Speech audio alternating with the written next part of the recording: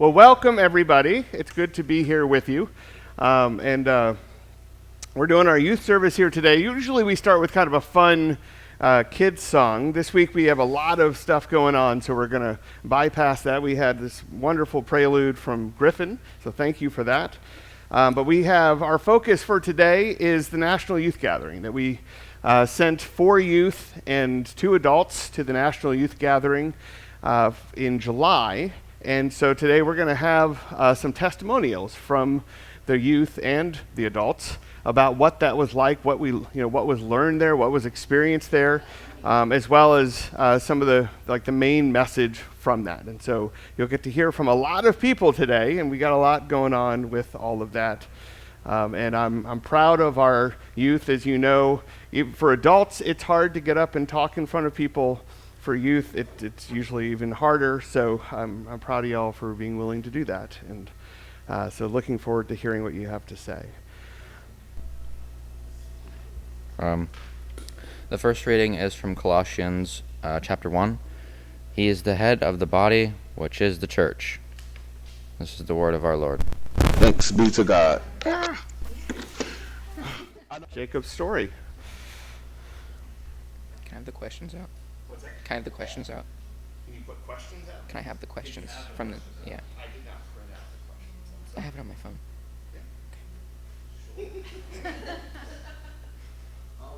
Are you Googling your answer? No.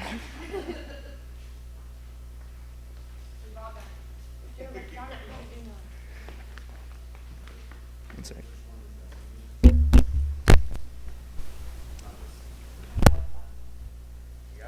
Yeah. So we went to Houston for a National Youth Gathering, and it was a pretty fun experience. I've never done anything like it before.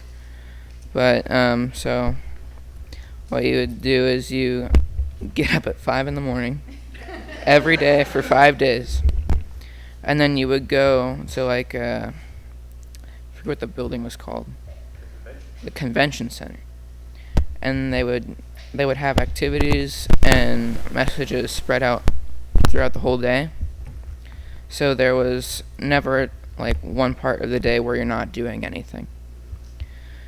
So, and then my favorite event session was probably, they did I think it was Bible studies.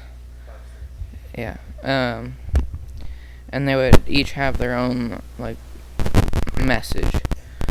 And one of them was about how you shouldn't be open to God just one part of your day, in your life. You shouldn't just have him when you're going to church. You should be spread out through your everyday life. And something I took away from this is that there are a lot more people out there who do the whole church kind of thing, and you don't realize it until you're there with all the other 17,000 kids. And it's just it's a lot bigger than just you, and you get to talk to a whole bunch of other people about your beliefs. I just thought it was a fun experience.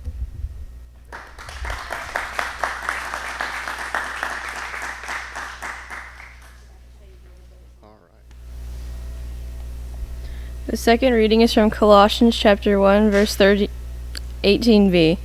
And he is the first among all who will be raised from death. This is the word of the Lord.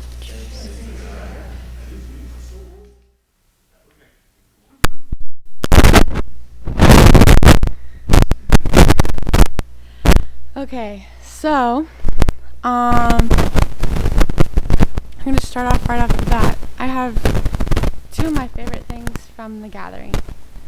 Was kind of what Jacob said, was how many people there were, but what he didn't mention is how many states they all came from.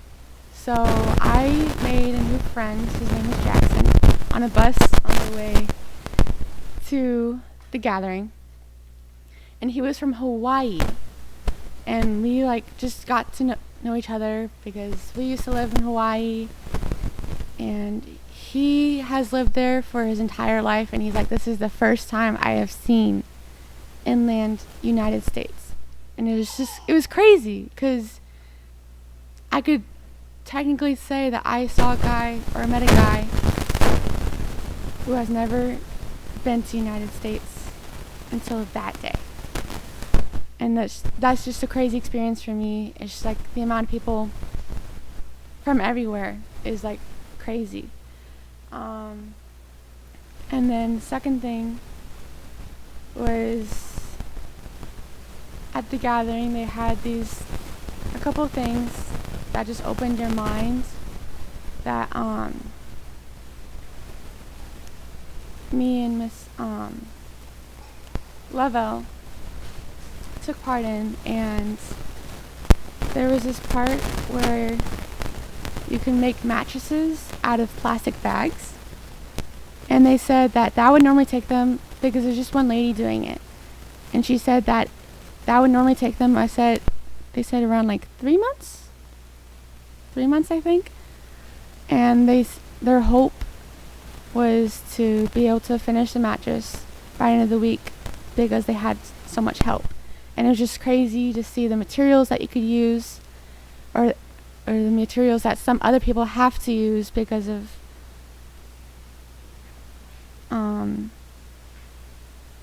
where they come from, or the amount of money that they are given. The other thing that we were able to do was make diapers out of clothes, out of t-shirts. And that was eye-opening. I actually, while making it, I was kind of thinking of a joke that they kind of feel more comfortable than the ones that we were given as kids. But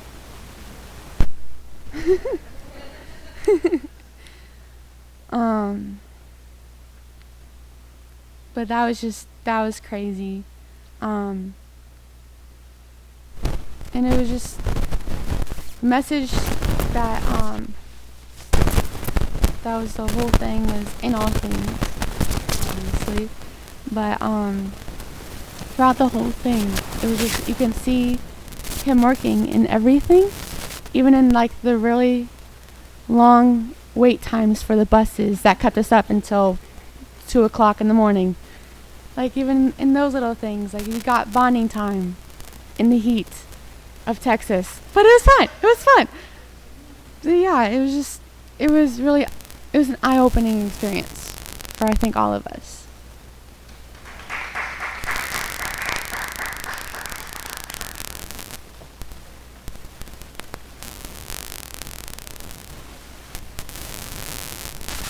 My favorite part was playing in the wind orchestra. The band leader was skilled and passionate, and we ended up playing well at the end. I also enjoyed the class about different religions. The speaker taught us about the beliefs and values of other religions across the globe.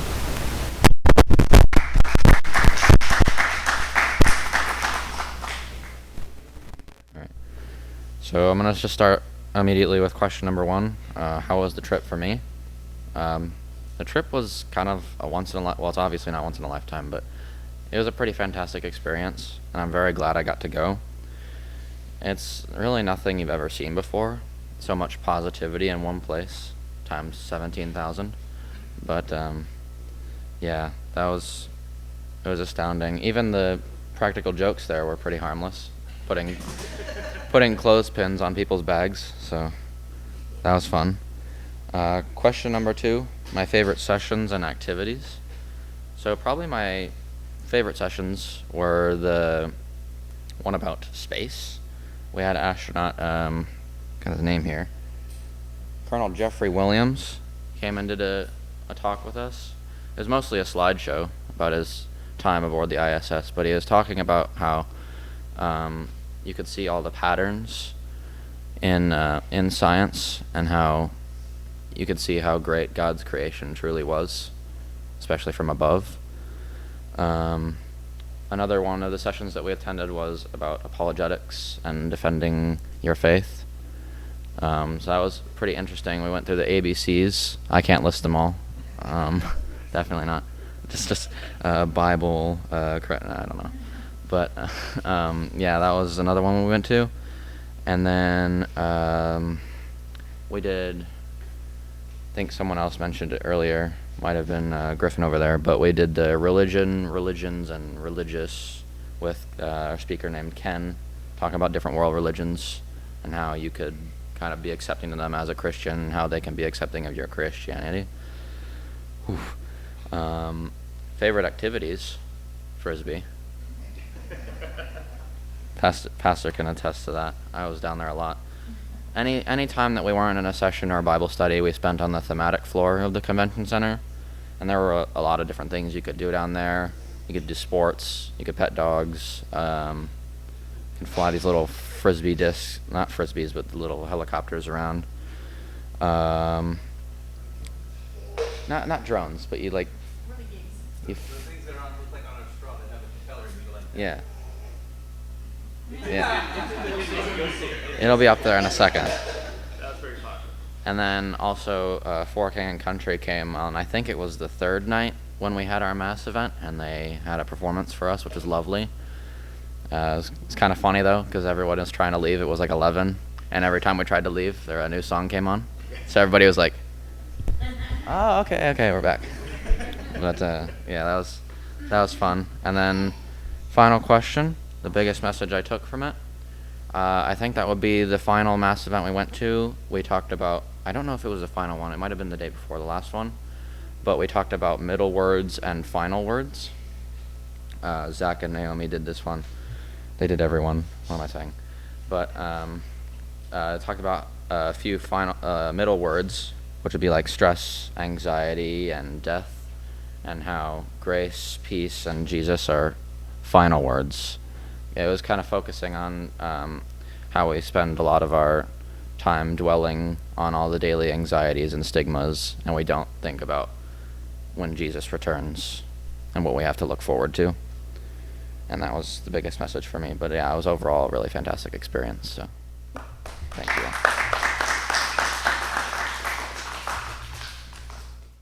Okay. So I was the elected adult to go along with Pastor Kurt on this trip, and I did not know what I was getting into. I'd never been to one of these. So it was definitely a crazy experience. It was a lot of fun. It was a lot of very long days, short nights. And but there were so many kids there, and it was really about them, not about us. So it was easy to let's kind of put that aside. The best part was the waffles. Shit like Texas? No. So I wanted to read, so we read part of Colossians, and we did talk about Colossians during this trip, but I wanted to read one more part. This is Colossians 1, 15 through 17.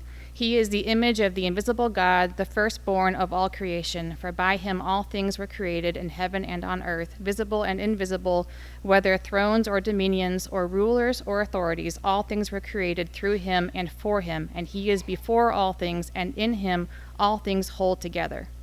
And that last sentence was one that we talked about a lot in our Bible study, that everything is holding together from the beginning of time through, and even it's like it's not just holding then, it's holding now, it's holding in the future, it's forever. It's all holding together through him. So that was kind of a cool concept. There were some adult classes as well as youth classes.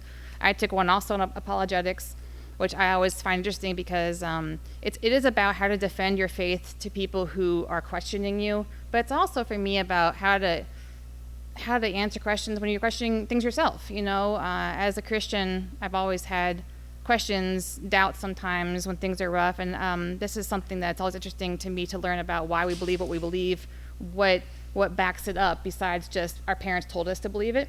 So that's something that I found interesting. Also, whenever we were at big events like you saw in the stadium, everyone from different churches are wearing their own shirt colors. Everyone had their own groups. They were all separate, but then we were all together. We all came together. We all knew the same music. We all had the same experiences from wherever we came from, any state, you know. So you see all these different people, but yet we're all one, and that was really cool to see, I think, also. And I really loved watching Griffin get to be in the orchestra. They only had, I think, 3 rehearsals during the day, you know, so they would leave for a couple of hours and go do that, and then everybody else would be doing whatever they were doing, and then at the end of it, they played, professionally, and it was amazing to watch during that last service where we had, the president of the LCMS, I guess, was up there giving the service. That was really cool. Lastly, putting this video together, it was a few weeks after we went, and a lot of it you had kind of forgotten about after this time. You didn't think you would, but it had gone away, and then redoing all this and remembering it was like, that really was a lot of fun. We did have a good time, because you remember like the not sleeping, and you remember the long lines for buses and all that, but then that's the part that's important, is the part where we had fun and we were together and we had fellowship. So thank you so much to the congregation and to Terrell for helping us get over there. We did not have to spend a cent to go, which was amazing. It was all a gift from you guys, and that could not have been possible without everyone's support. So thank you so much for that.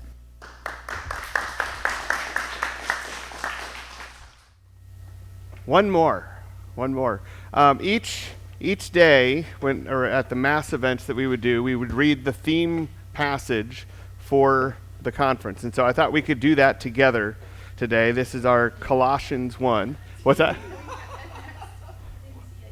Oh, that's fine. You're never going to hear me complain that we read the Bible too many times. That never happened. All right, so let's read this together. We did this every night for the mass events. He is the image of the invisible God, the firstborn of all creation. For by him all things were created, in heaven and on earth, visible and invisible, whether thrones or dominions or rulers or authorities.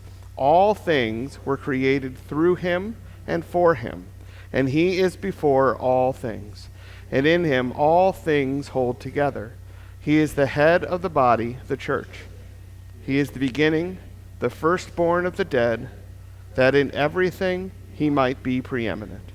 For in him all the fullness of God was pleased to dwell, and through him to reconcile to himself all things, whether on earth or in heaven, making peace by his blood on the cross. This is not the gospel. This is the word of the Lord. Thanks be to you, O God. All right, so we read that every night at the mass events. The mass events were the big things there in the stadium where there was 17 to 20,000. I never heard a final count, but it was a lot of people, mostly high school students, gathered around the Word of God and singing praises and learning about Him.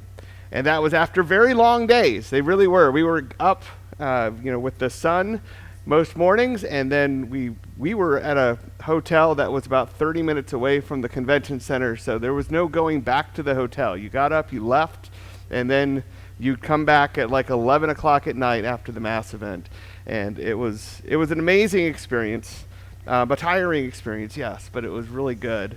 And I had a lot of the same things that you guys kind of took all my things, which is good. I'm like, oh, great, that's good. The one thing that I want to just emphasize for me that probably stood out the most was that message, Gunnar, that you mentioned from Zach on the middle words.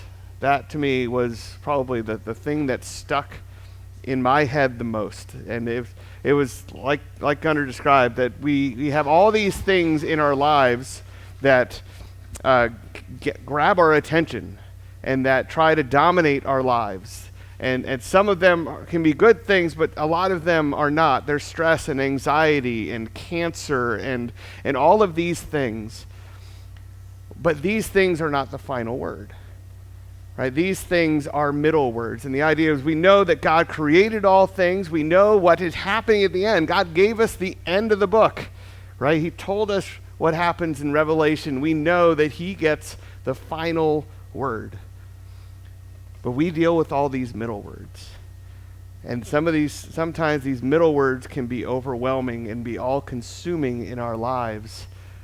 But if we remember that God gets the final word, that cancer is a middle word, that anxiety is a middle word, that even sin is a middle word.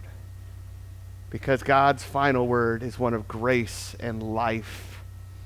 It is the blood of Christ through which he reconciles all people. Right? And that, to me, that message I don't know if they'll ever put the messages out. If they do, I'll share it.